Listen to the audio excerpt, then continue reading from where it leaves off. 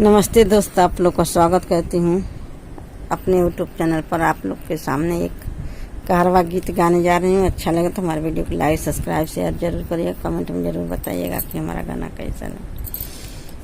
ना लागे मनवा हमार नैयर में, ना लागे मनवा हमार नैयर में।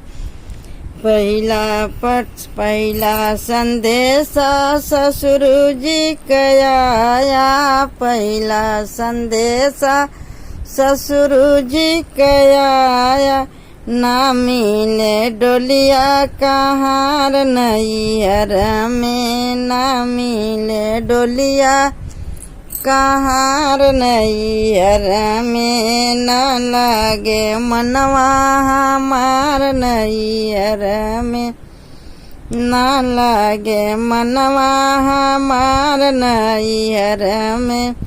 दूसरा संदेशा जेठ मोर लाए, दूसरा संदेशा जेठ जी कया। छूट गईला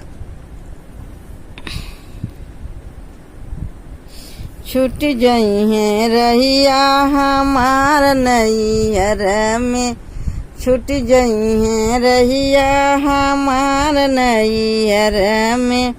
ना लागे मनवा हमार नैयर में, ना लागे मनवा हमार नैयर में। तीसरा संदेशा देवर मोर लाए, तीसरा संदेशा देवर मोर लाए। ना मिले मोटर कार नैयर में, ना मिले मोटर कार नैयर में। ना लागे मनवा हमार नैयर में, ना लागे मनवा हमार नैयर में।